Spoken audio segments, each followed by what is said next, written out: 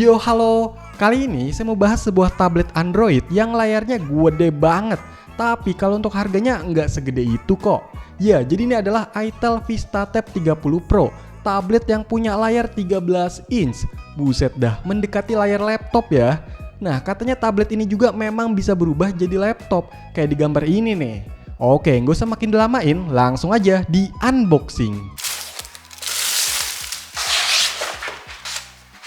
Ada dua box nih. Terus ada nyempil kotak kecil juga. Buka tabletnya dulu aja deh. Di dalamnya, pertama dapat unit dari tabletnya. Wih, berasa monitor. Untuk perintilan lainnya, ada kertas-kertas, petunjuk penggunaan, dan ada kartu garansinya juga.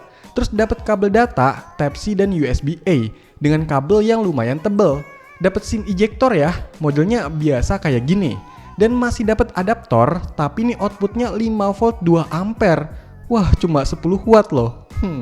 Udah nggak ada apa-apa lagi. Jadi ini aja kalau yang ada di dalam box dari tabletnya.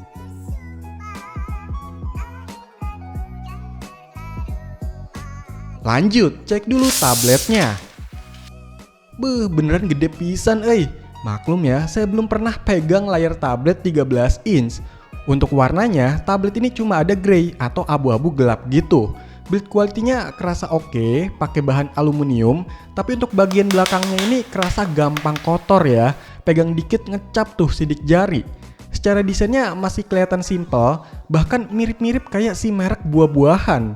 Sisinya flat, cukup tipis sekitar 7 mm dan bobotnya sekitar 690 gram. Ya masih oke lah buat tablet segede ini. Tapi jujur aja masih agak risih pegangnya. Mungkin karena emang saking gedenya sih. Di bagian depannya ini cukup clean. Ada layar membentang 13 inch dan ada kamera 8 megapiksel yang ada di sebelah kanan. Berarti bawaan tablet ini landscape ya. Terus untuk sisi kanannya ada lubang Type-C, 2 lubang speaker, dan di sisi kirinya juga ada 2 lubang speaker. Banyak ya, ada 4. Kalau di sisi atasnya ada tombol power, tombol pengatur volume, mikrofon, dan SIM tray yang hybrid. Jadi tablet ini bisa pakai 2 kartu SIM atau 1 kartu SIM dengan micro SD. Lumayan lah, nggak wifi only. Terus di sisi bawahnya ada konektor sama lubangnya nih. Kayaknya buat pakai keyboard case-nya deh. Untuk di bagian belakangnya ada kamera 13 megapiksel, sekundari mikrofon, dan lampu flash. Kalau yang ini bukan kamera ya. Terus ada logo Itel dan keterangan bla bla bla. Nah, yang saya beli ini di Shopping itu yang varian paket lengkap. Ada tab, keyboard case, dan stylus juga. Untuk harganya sekitar 2,9 sampai 3 jutaan, tergantung promonya. Oke, coba dinyalain, semoga bisa nyala. Yes, nyala.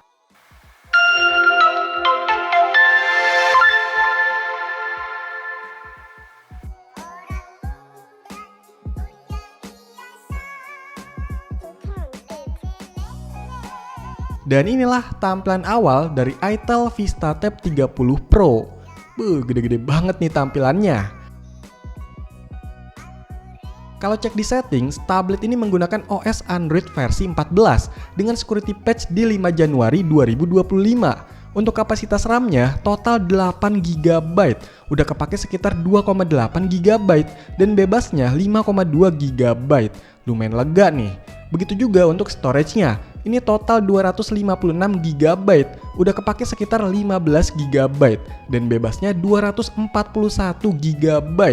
Sebenarnya aplikasi bawaan dari tablet ini lumayan banyak ya. Ada dari pasukannya Google, bawaan Itel, dan pihak ketiga lainnya.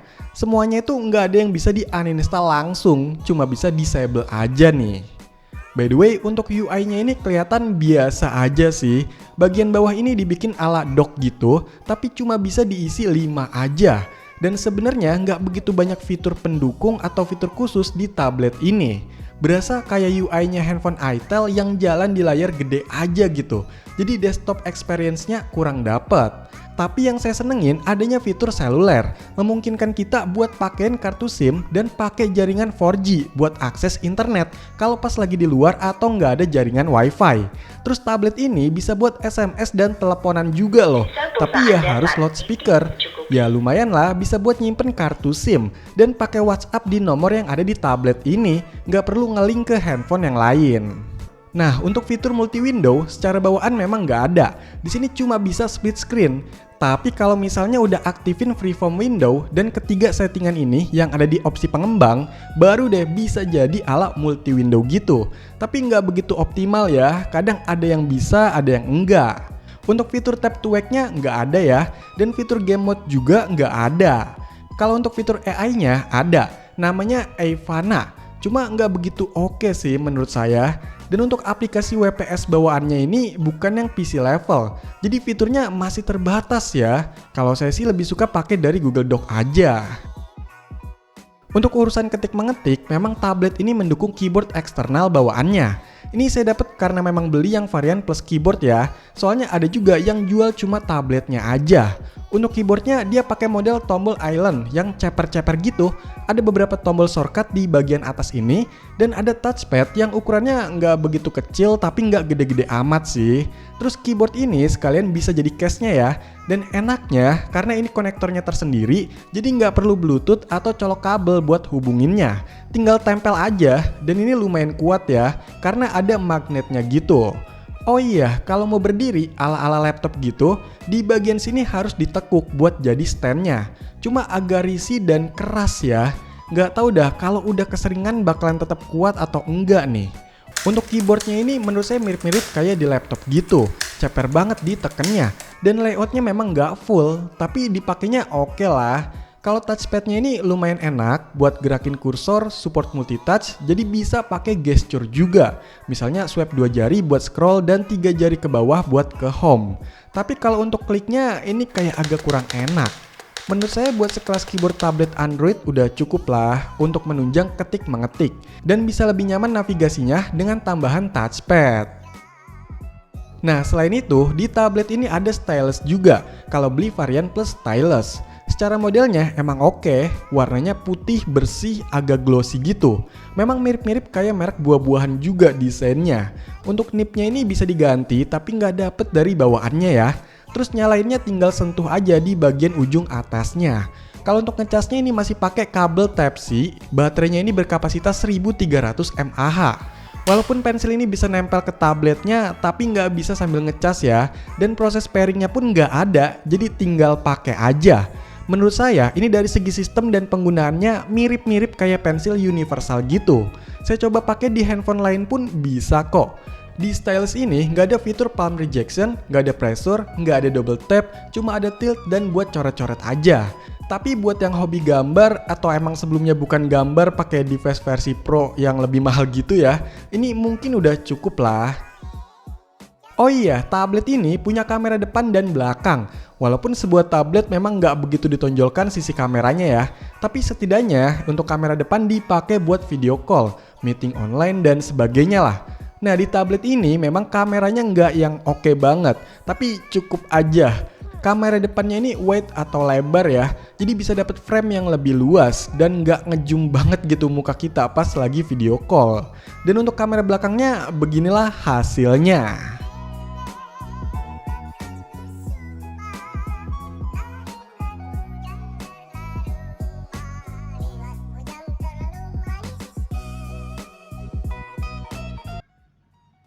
Oke, jadi ini adalah hasil rekaman video dari itel VistaTab 30 Pro.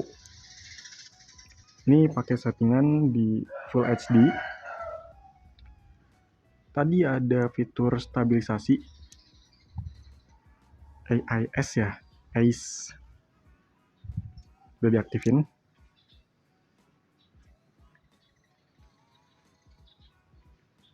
Menurut kalian gimana untuk hasil rekaman videonya? Terus zoom. Maksimal segini doang ya zoomnya.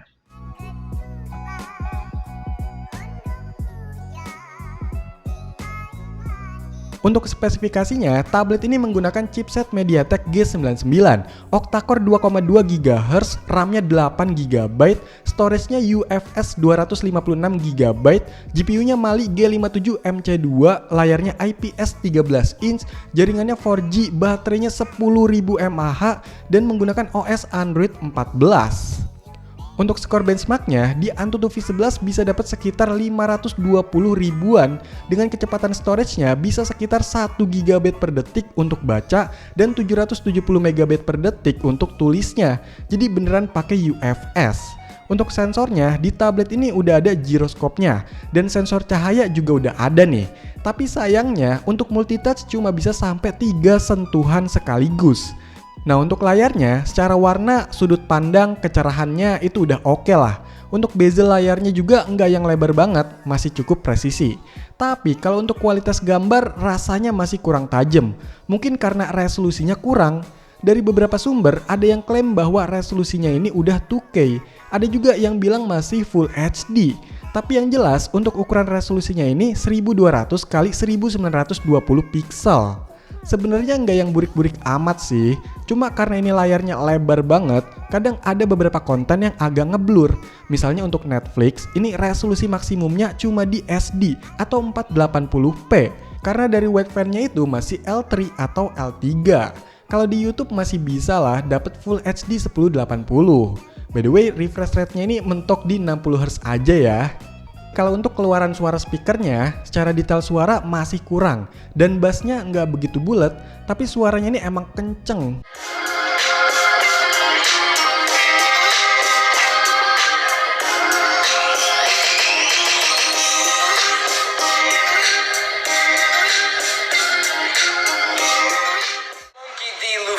As long as I can remember, I've been dreaming of finding the One Piece, so I can become King of the Pirates! Di tablet ini nggak ada dukungan display out, jadi nggak bisa tuh nampilin layarnya ke monitor eksternal atau proyektor cuma dari colok kabel. Harus pakai bantuan alat screencast yang wireless kayak gini ya. Tapi nggak enaknya pasti ada delay dibanding colok kabel. Kecuali emang beli screencast yang agak mahal. Tablet ini udah pasti support OTG ya, dan kalau mau bikin tablet ini jadi monitor, bisa-bisa aja pakai alat HDMI video capture USB, dan aplikasinya pakai USB camera viewer. Oh iya, sebenarnya di tablet ini bisa nampilin layar handphone gitu, pakai aplikasi bawaannya, screen projection.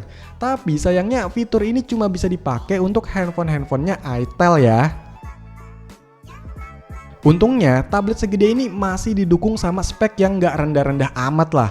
Masih oke untuk multitaskingnya dan untuk kebutuhan produktivitas. Dan untuk editing video masih bisa, tapi kalau udah agak kompleks itu kewalahan sih processingnya. Ya memang speknya ini bukan kelas atas, jadi nggak bisa berharap berlebihan. Kalau buat main game sekelas Mobile Legends ini masih bisa pakai settingan rata kanannya. Cuma kalau mau lebih lancar bisa pakai yang HD aja. Terus sekelas game Call of Duty Mobile masih playable pakai settingan bawaannya, low. Kalau maksimalnya di medium dengan frame rate max itu udah agak kewalahan sih. Kalau untuk Genshin Impact pakai settingan bawaannya bisa dapat 30 fps, cukup stabil. Tapi kalau diubah jadi settingan 60 fps, dapatnya cuma sekitar 40-50an fps. Bahkan bisa drop ke 30an fps kalau lagi rame. Sedangkan kalau untuk emulator, saya coba PPSSPP masih bisa dilibas game God of War sekitar 60 fps. Cuma masih nggak begitu manteng nih FPS-nya. Kalau mau main game PS2 juga bisa, sekelas downhill dapat di 50-60 fps. Masih oke lah.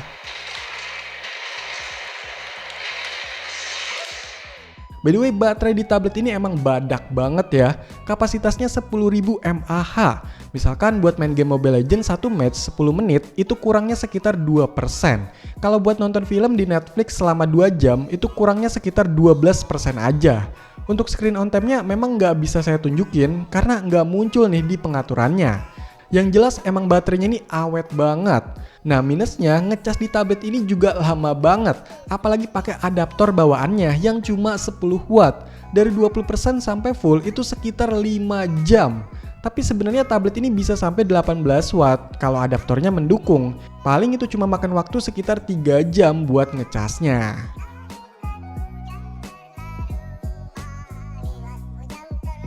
Itel VistaTab 30 Pro ini memang sebuah tablet Android terjangkau dengan layar selebar 13 inch. Dukungan keyboard eksternal yang ada touchpadnya juga bisa bikin tablet ini jadi mirip kayak laptop. Tapi untuk menggantikan laptop sepenuhnya memang nggak bisa ya, karena keterbatasan aplikasi level PC dan spesifikasi yang nggak begitu tinggi. Untuk urusan multimedia juga masih ada batasan untuk beberapa aplikasi. Dan memang untuk sistemnya ini saya rasa kurang begitu dioptimalkan untuk perangkat ini. Ditambah lagi masalah update sistem yang nggak jelas infonya nih. Ya maklum aja sih, dengan harga 3 jutaan bahkan kurang, udah bisa dapet tablet segede ini. Dan dukungan aksesoris bawaannya itu bisa jadi kelebihan. Ya ada kelebihan, ada kekurangannya juga kan. Dan ingat, ada harga, ada rupa.